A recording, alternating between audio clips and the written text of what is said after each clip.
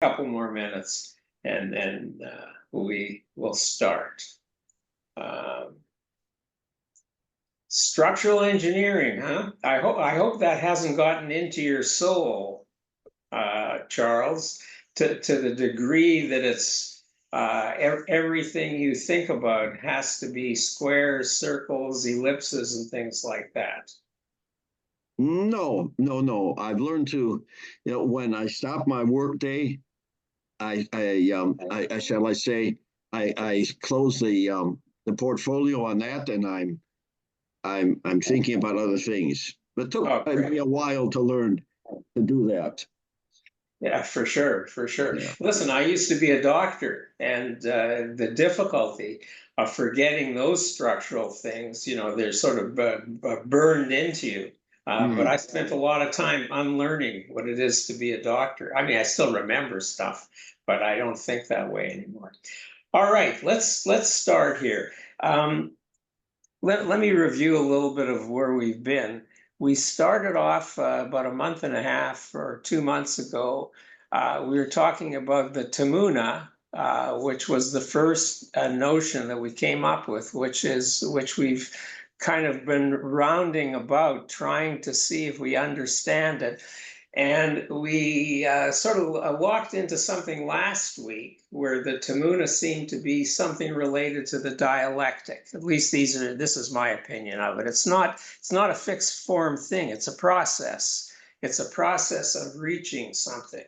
So we started off with the tamuna, and also in the first talk we were talking about.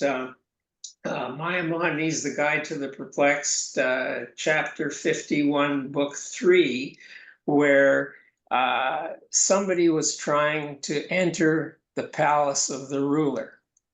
Okay, now I'm relating the palace of the ruler to a sort of a gatekeeper. Okay, there were certain levels of getting in there. There were certain structural problems of getting in there. Scientists may not have gotten closer to the ruler as poets did. Not sure about that, but in any case, now what we're dealing on last week we dealt with Plato's cave. And we dealt with leaving the cave, leaving the structured life that we're used to, using our senses, etc., and moving into another realm, undefinable. But it was sort of moving out of something into something else. What we're talking about today is we're talking about entering a structure, okay? And entering a structure is very much like leaving a structure. When you enter a structure, you don't know what you're going to find. When you're leaving a structure, you don't know what you're going to find. So these are very equivalent things, entering a structure or leaving a structure. Gatekeepers are very interesting too.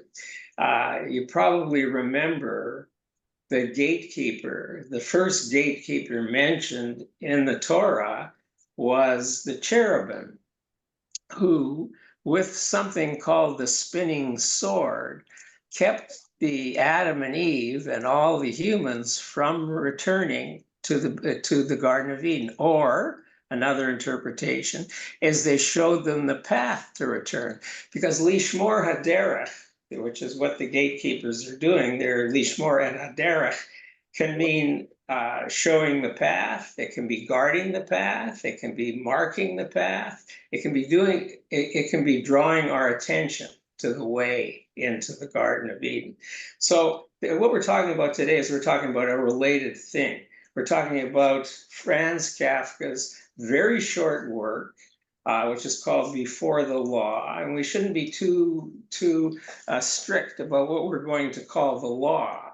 The law might be not the kind of law we think about. It might not be a law court, although, this particular passage was stuck inside of his work, The Trial, by his executor called a guy named Max Brod, who stuck it there. But this was written about 15 years actually before the trial, and it's sort of a standalone thing. So I would try to forget about the trial if it's fresh in your mind, because I don't think it relates to this that much. Okay, let me start reading this. Before the law sits a gatekeeper. To this gatekeeper comes a man from the country who asks to gain entry into the law. The man is from the country, very important. So he's not a sophisticated man, right? He's not an intellectual. He's not somebody who studied a lot. He's from the country, and I think that's the way I'm taking this. But the gatekeeper says that he cannot grant him entry at the moment. The man thinks about it, then asks if he will be allowed to come in later on. Gatekeeper says, "It is possible," said the gatekeeper, "but not now. At the moment, the gate to the law stands open." So this is very clear. When the guy gets to the gate is wide open. At the moment, the gate to the law stands open as always. And the gatekeeper walks to the side. I guess he was in front of the gate. So the man bends over in order to see through the gate into the inside. Now, the inside of the gate is, we don't know what the inside of the gate is, but I'll give you a clue. There's some golden thing that emanates from that later on in this story. So the inside of the law is not an enclosed space. It's a very special place. And it may be the same place that we talked about when we were talking about the ruler and his castle and his palace. Okay, it may be, in fact, what we talk about when we talk about getting close to the divine.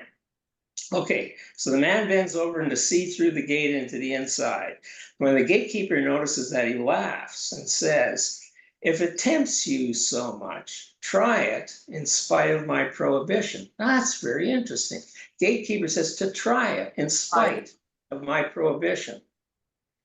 Now, guys, stop me if you want to ask anything, you want to interrupt, or you want to make a comment, okay? But take note, I am powerful, and I am only the most lowly gatekeeper. But from room to room stand gatekeepers, each more powerful than the other. I, the first gatekeeper, the one that's on the surface of the thing, I can endure even one glimpse. I can't endure even one glimpse of the third. Okay, so it looks like there are 4 gatekeepers to this thing. Okay, so he refers to himself, he refers to the gatekeeper that's exterior to himself as the third, so he must be the 4th. So I'm taking this to mean that there are 4 gatekeepers. The man from the country has not expected such difficulties. The law should always be accessible for anyone, he thinks. But as he now looks more closely at the gatekeeper in his fur coat, at his large pointed nose, and his long, thin black Tartar's beard, he decides it would be better to wait until he gets permission to go inside. So all of a sudden, the gatekeeper takes a form that's menacing to him. Okay. The gatekeeper, there was no comment about what the gatekeeper looked like, but as the man seems to have an interest in entering, more of an interest, the gatekeeper takes a form that's menacing to him.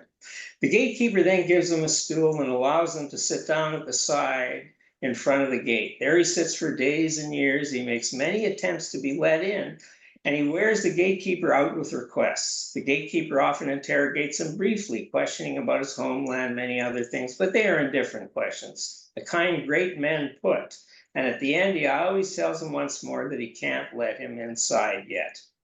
The man who has equipped himself for many things for this journey spends everything. He spends all his cash, no matter how valuable, to win over the gatekeeper. The latter takes it all, but as he does so says, "I'm taking this only so that you do not think that you have failed to do anything."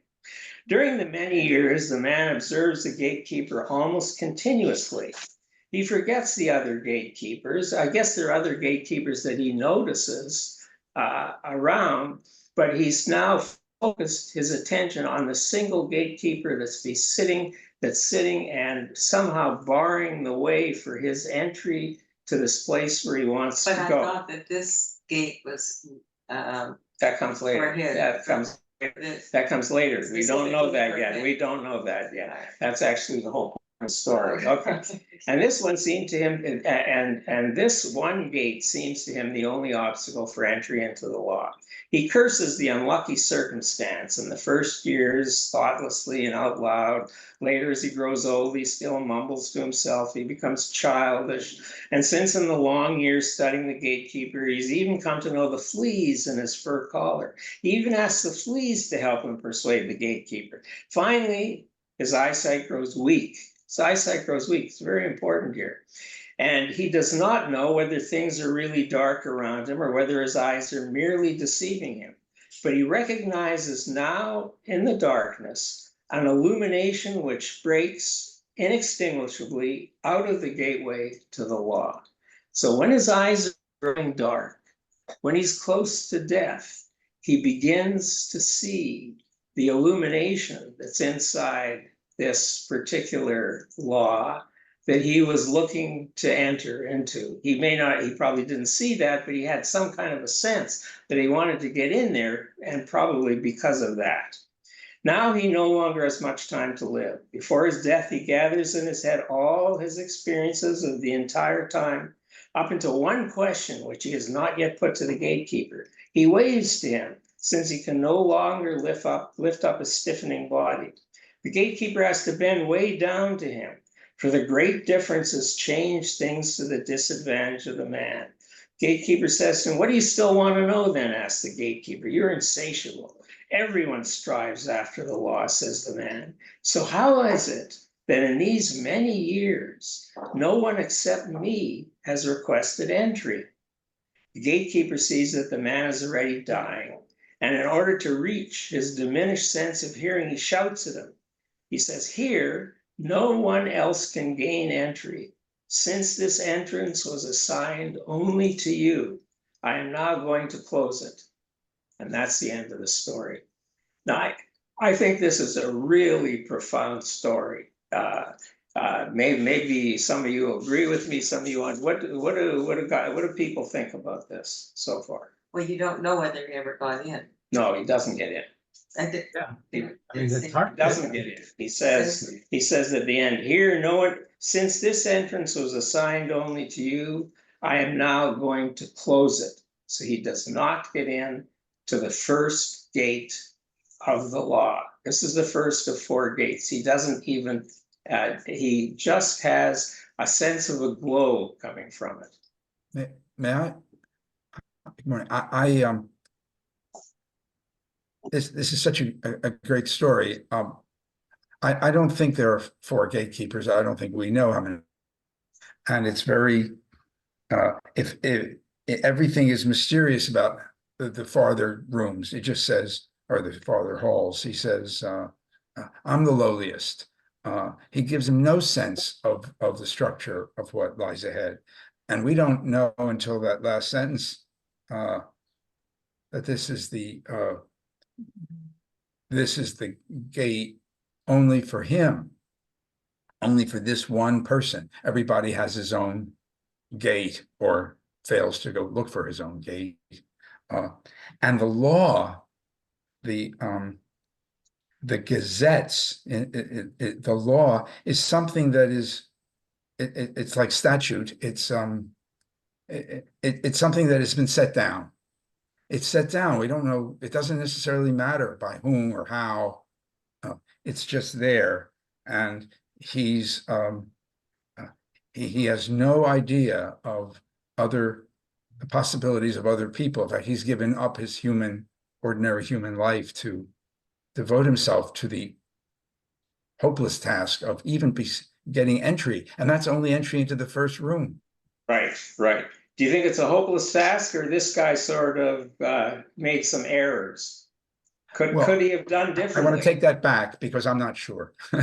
Okay. Would anybody have dealt with this differently? Let me sort of frame this another way. The guy comes to the gate, and the first of all, the gate ends up having a gatekeeper, and the gatekeeper ends up having a shape. And the shape of the gatekeeper, I would say, is put there by the imaginative quality of the man's thinking. Okay. The man himself puts the gatekeeper there. Okay, and when we think of the gates, you know, I'm taking this very personally. When we think of the gates that we want to enter, and we're all sort of looking for the same, we're all kind of looking to enter the same kind of thing. When we look at the gates we want to enter and we find out that, or we feel that we can't get in, and we put some gatekeeper in front of it that scares us, this is our own doing. This is our own doing. I'm more or less convinced that the gatekeeper is a product of the man's scary imagination.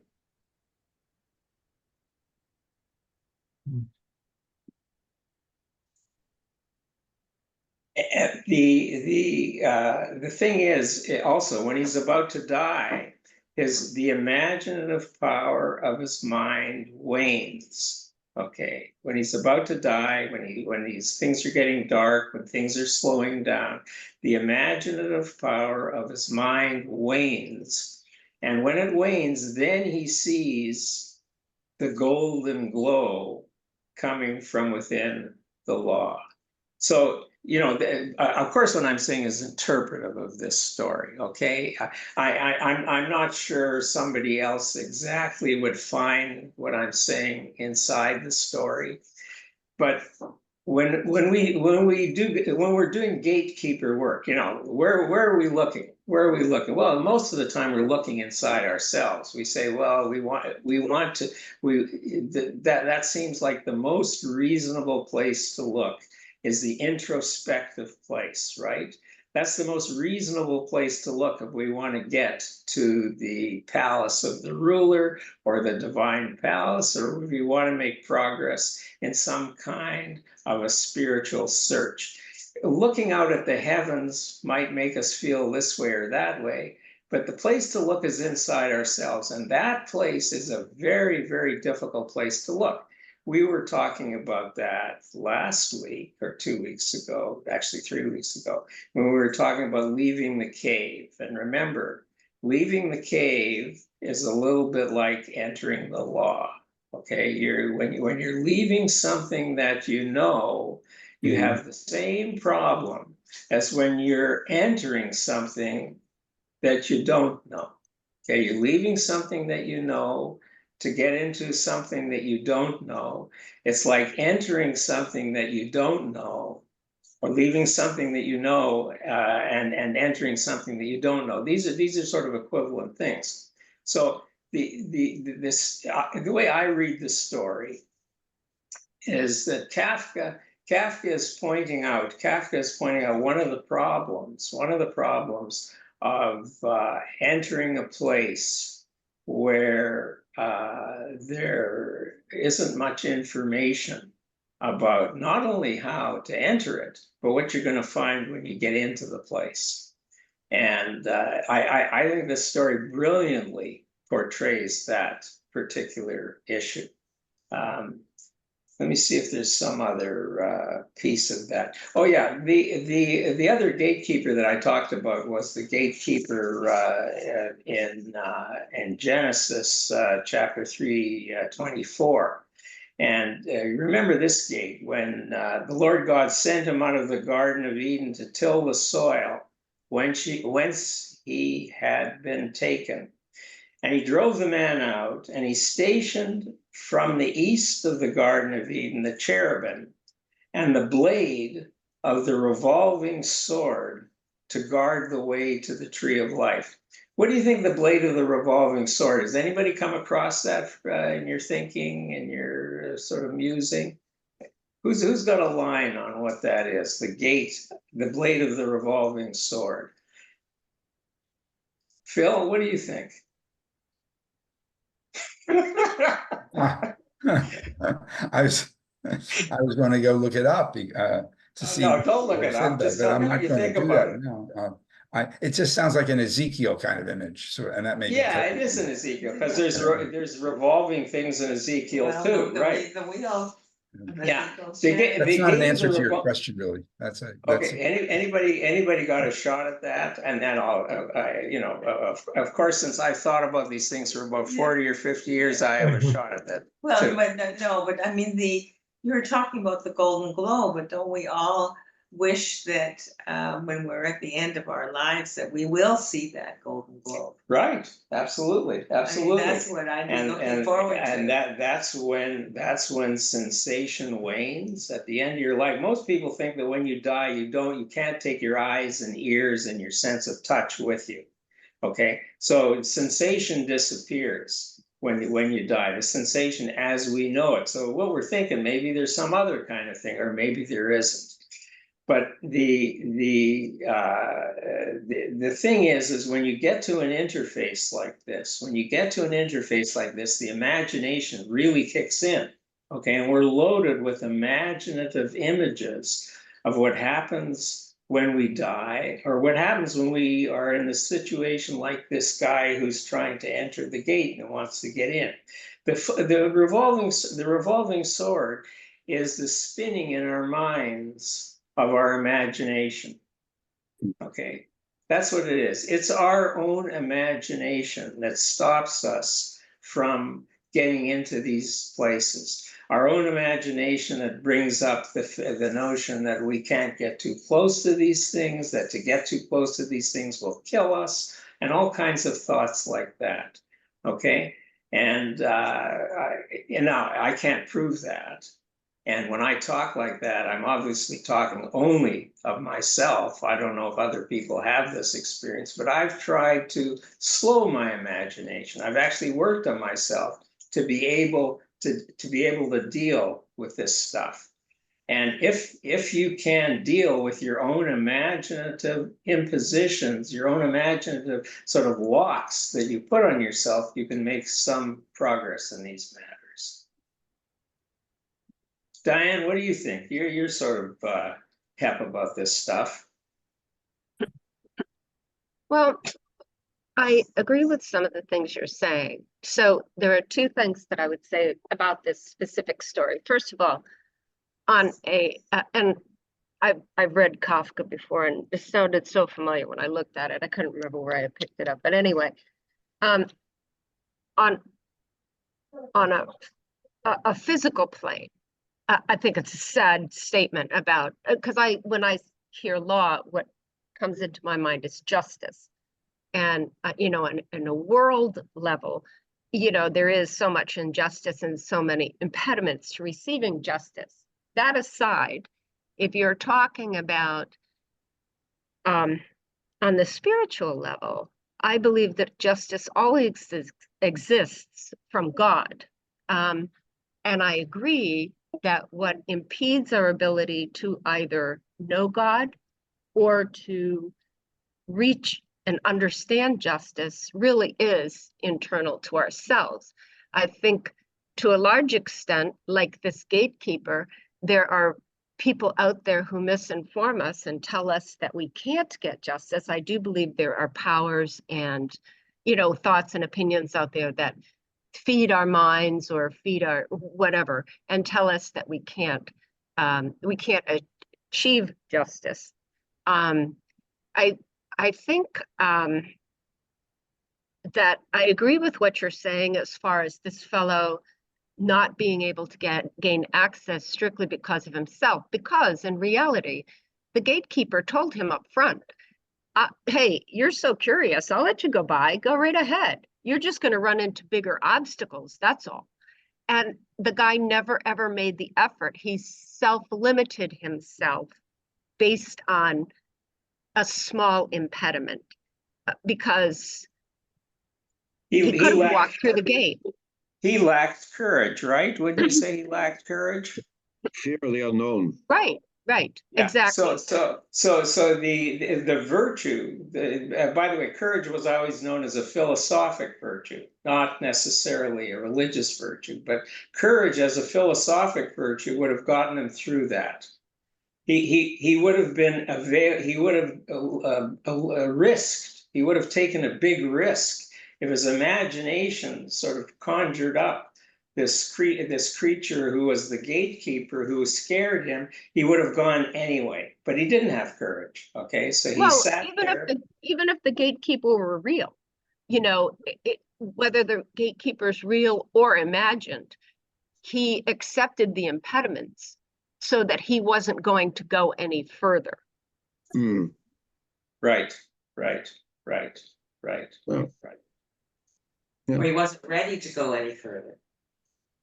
And No, what he didn't Go- didn't know was whether maybe this gatekeeper was, you know, weak and ineffectual. Maybe if he could go up to the 5th or the 8th or the 50th gatekeeper and still not be intimidated or still not be impeded by that particular gatekeeper. He didn't know how far he could go. He limited himself by somebody else's limitations. no, it's his own fear, his own limitations. He felt he was limited, and some people are discouraged. I find sometimes in day-to-day living, that's a question as well. What if I do this or what I do that? What would be the consequences? I risk the consequences. What is the risk and reward for something or another to do? and you're using the imaginative part of your mind to work that out for yourself, right? Or either that or I'm imagining something that's not there. And I say that some people are more inhibited than others. And I know my wife, I have to tell her, no, go ahead. We have nothing to lose by making the attempt. And then you'll find out. Now you're imagining all of these things, but who knows? And then there was, I had a phone call. We had a phone call with one of our daughters who's an author or trying to be an author, and she keeps on. Some discouraging things happen after she thinks things are going well. My wife tells me, but I know you will meet the challenge and go on to something else. So when I imagine she keeps on looking for how to overcome the obstacle. The same as you're trying to overcome an obstacle to have a better spiritual understanding as well. You know, I'm just being able to listen to you folks is helping me at least peek around the corner where I hadn't even thought about it before. But I'm not afraid to peek around the corner and maybe take those steps. Well, and this is what this story is about. Because if the guy had courage in the beginning, and I think the story he sets up the guy as not being a sophisticated guy, so maybe he hadn't studied the virtue of courage.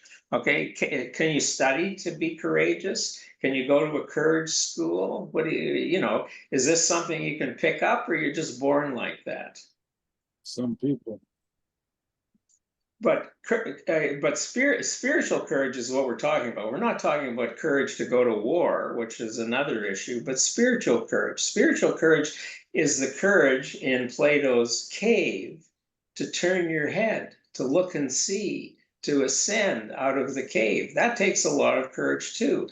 And for whatever reason, we're inhibited to be able to do that.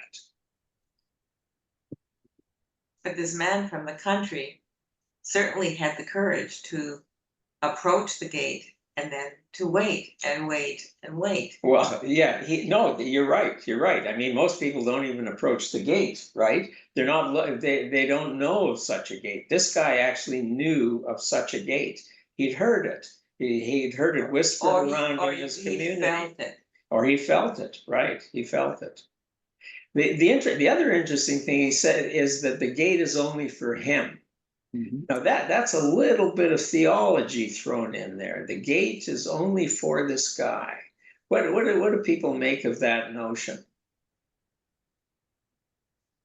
You know, the wonderful thing about Kafka's story is that it could be understood in a variety of different ways. A person has some goal, some objective, some task that they want to complete. It can be mundane, it can be esoteric, it can be practical, it can be philosophical. And he has an idea, and he comes to the gate, but then he's inhibited. He's inhibited by whatever, his imagination, as you suggested, by his emotions, by his fears, by his anxieties, by his reluctance to take a chance, by a lack of courage, by all of those things. And I think what Kafka is saying is that it could be understood any way you want to understand it, as something very practical, something very mundane, or alternatively, as something really esoteric, very spiritual, like the meaning of life, for example. In any event, unless you step forward and take the necessary actions, you're going to spend your life trying to do something, but your impediments are stopping you. And at the end of your life, I think at the end of Kafka's story, the person comes to some understanding of what he might have missed by failing to step up and take the necessary actions. Yeah. Yeah.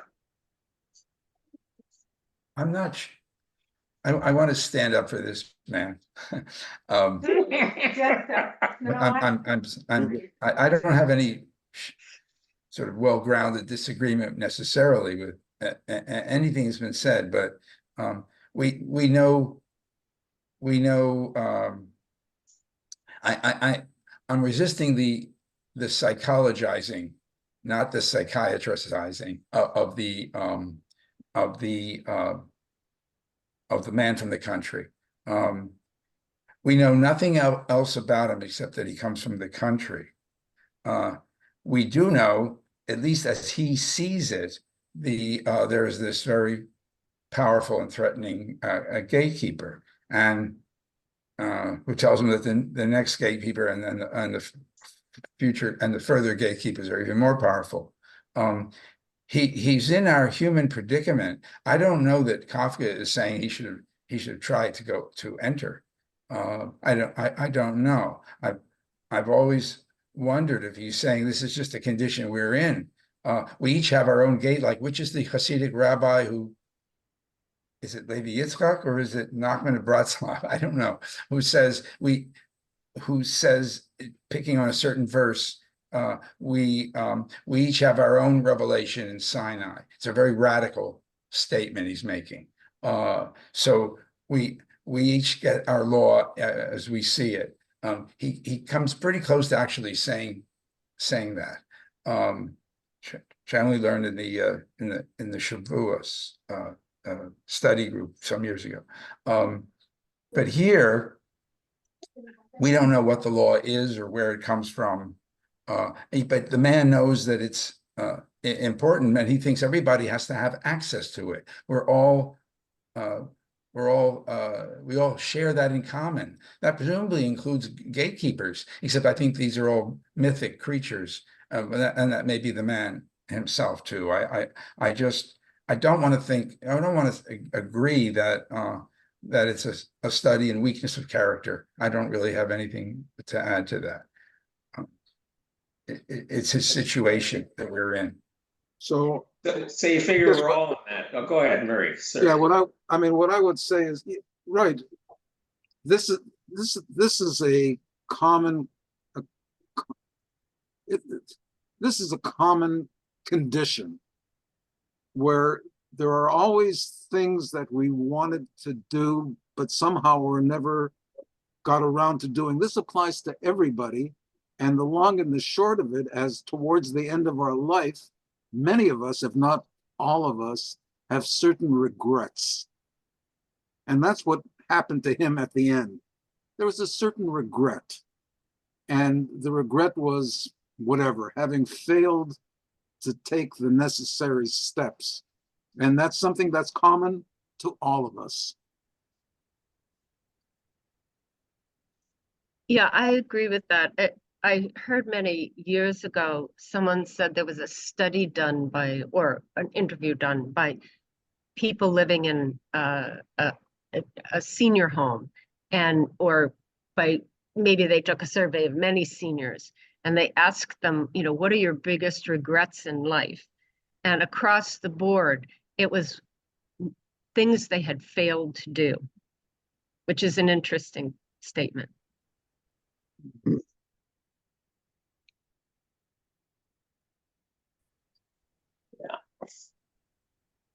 It's not a shortcoming, it's a fact of existence.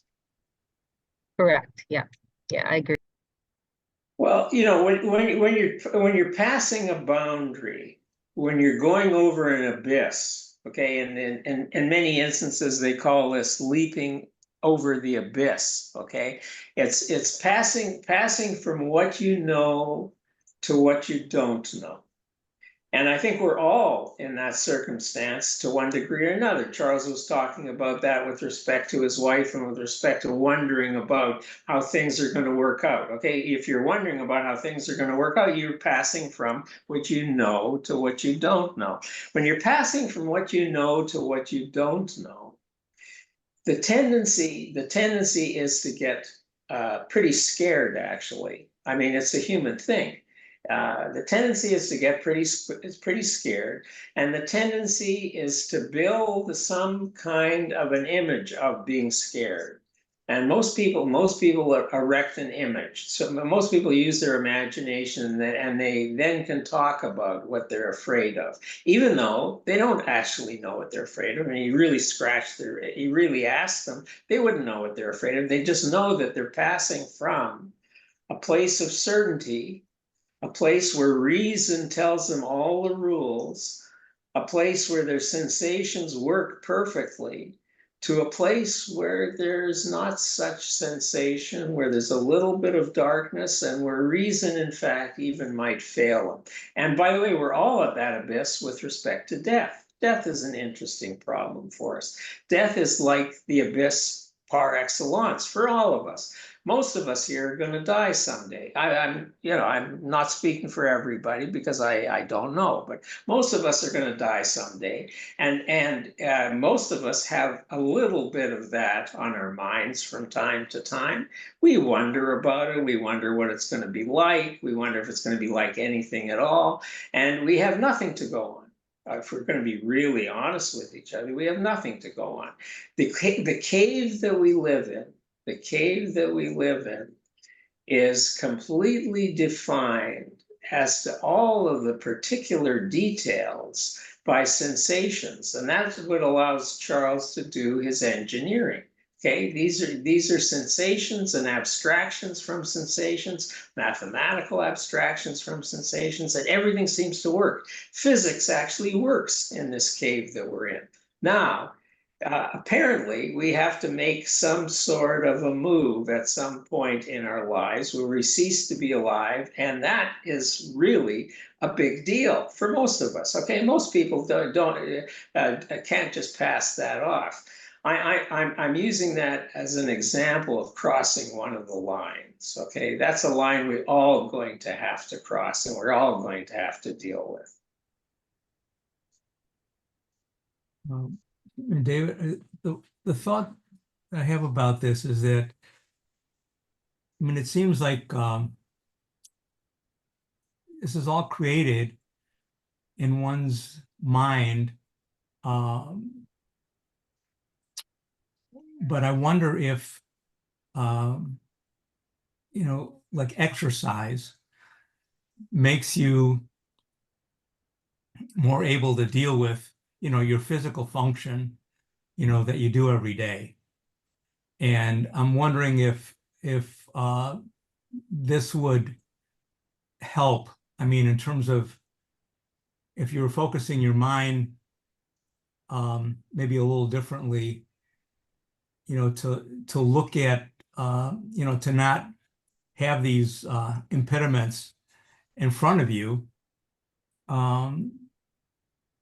because in a sense, I can understand how you say, having the spiritual courage to, to move forward. But I think that if you're able to kind of exercise your mind in a way, to kind of go beyond, any fears that you have. For sure, for sure. I mean, exercise of the mind would work the same way as exercise of the body. It would create a certain amount more flexibility in that realm. Now you got to figure out what exercises to use. Do you have a sense of what exercises you want to use to exercise your mind?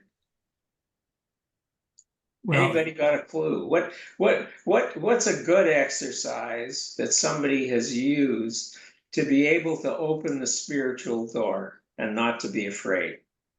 well, I know that when I meditate, when I'm doing meditation, basically sometimes I get a lot of thoughts will go through my mind, and so I try to be non-judgmental and just observe them. And so I think, by doing that, you can just say, okay, well, that's, this thought is interesting or that thought is interesting, but it's not something that, you necessarily have to make a decision about, at least not at that particular moment. So what you're saying is you're saying that these are just my thoughts, okay? So if a thought goes through my mind, why should I give it any particular value one way or the other when I'm meditating? Well, that's the thing. I think, emotionally, I think when our emotions, get involved, they give it the value in a sense, so they're the ones who, the emotions are what gives any particular thought more weight than another one. Mm-hmm. So I think that because when you're talking about being afraid to go beyond a certain point, that fear is an emotion that you're having about this cliff, let's say. But if you can kind of hold back your emotions and just look at it, kind of objectively, that, okay, well, it's another step I have to take. Mm-hmm. Mm-hmm. Yeah, no, it's clear that practice, and it's clear that dealing with your emotions. One of the guys that was seriously into working emotions was Spinoza, the philosopher. And Spinoza, the philosopher, in his long essay on the ethics, spends a lot of time on balancing off the emotions. Okay, because what he wants to do is he wants you to come to equanimity with respect to all of your feelings. So if you got too much hate, you want to balance that off with a little bit of love. If you got too much fear, you balance it off with something else. So what you do is you force another emotion on yourself, which is exactly the opposite of the one that you're having, to sort of neutralize the thing. So he spent a lot of time working on that, okay? And he, in fact, himself, reached a fairly profound spiritual insight to be able to write the stuff that he did. But he had to pass through these emotions that kept coming up. And how he dealt with that was through a balancing act. Okay, so he picked whatever emotion it was, he would try and get the other one going, the opposite one going. So there's a lot of clues in different places as to what you're talking about, Morris, and it certainly is unbelievably worth pursuing. One can think about redirecting your emotion or converting your emotion to some alternative emotion, or alternatively, you can redirect the same emotion. You can make your fear of not doing into you can make your fear of doing into a fear of not doing. Right. Now, how do you do that? Now, it's interesting because what we're talking about is we're talking about getting behind our emotions, right? We're not defining ourselves in terms of our emotions.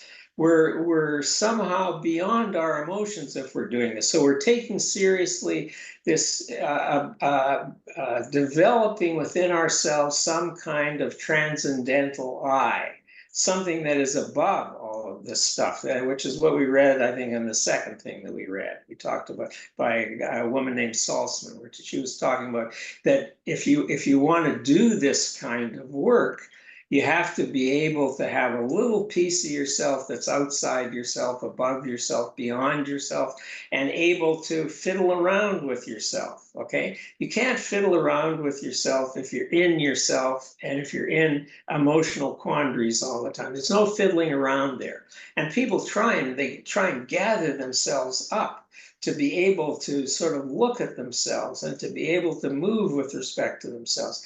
Those exercises are very, very important too, to be able to establish within yourself a consistent sense of something that's beyond yourself. And that's sort of it's worth trying that too. And if you're doing meditating, that's what you're doing anyway, whether you know it or not, you're doing that, yeah, because that's part of the whole process. So here's a guy from the country. He probably wasn't a meditator, right?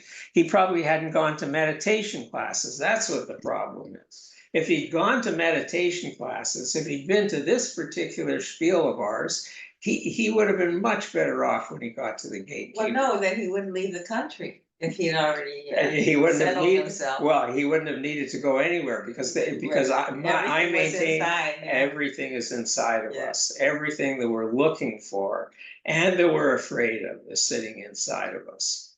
And especially if you get to be an old guy or an old woman, you know, the outside world may still be of great interest to you, but somehow you're suspecting that the inside world has something else to offer. And I'm not talking about psychology at all, by the way.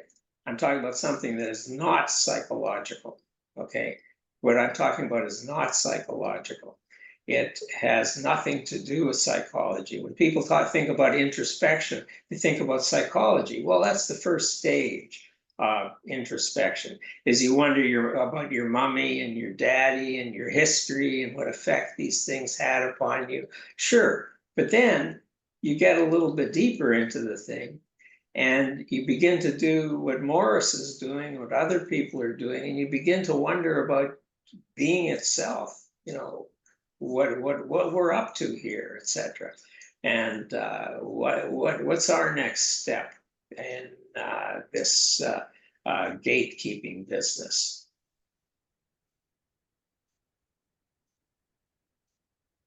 Nancy, you got anything to say? So this is Diane, if I may. So since nobody else is talking at the moment. So what I would say, there are two other qualities that are pervasive among human beings. It's just how we're wired. One is apathy. So it's a lot easier to just go with what's going on right now than to make the effort to change something, which I think ties in apart with what this guy was doing. The other is most people, the vast majority of people, are uncomfortable with change, or there's different people have different reactions to change, but there is a point where change becomes too much regardless of who you are. And they talk about this in organizations, like how much change you put on people in an organization at a particular point in time, because people can only handle so much change. Whether it's even if it's very positive, they can only handle so much change at a time. I'd also like to point out that having courage is not at all about not having fear. In fact, courage is moving forward despite the fear. If you don't have fear, then courage is immaterial because you don't need courage. Very good point. Yeah. So I just, and I think in this case, there was a certain level of, and I think in this story, regardless of what the reason, I think this man exhibited a certain amount of apathy. And whether courage was necessary or not, it was just easier to go with the flow than to move forward and try to expand his existence or expand his understanding I think even the fact that people come to this study, I think it shows an expansion of the mind, because very few people do this sort of thing. Anyway, those are my thoughts on that. All right, you guys, next week, I think what's on the schedule is a section that I selected from I and Thou by Martin Buber. And it's a short selection, and it's an interesting selection because it has to do with the certain experiences that people like Martin Buber had, who was a very he entered the spiritual realm. He was fooling around inside the law or inside the ruler's palace, and was trying to sort out the experiences that he was having. And there are two, and we'll talk about this next week, but it's an interesting thing. It's sort of the next move. It's the next move when you do enter a little bit into the spiritual realm and the way you're moved in certain ways. And he's really very good at explicating some of the stuff that he went through himself. So this is from Martin Buber. I'll send, you'll get it in a few days. Anyway, thanks an awful lot for contributing, and we'll see you guys soon. All right. Thank you. you. Have a good Thank week. you. Bye-bye. Stay cool. Okay. All right. Thank you, everyone. Okay, bye-bye.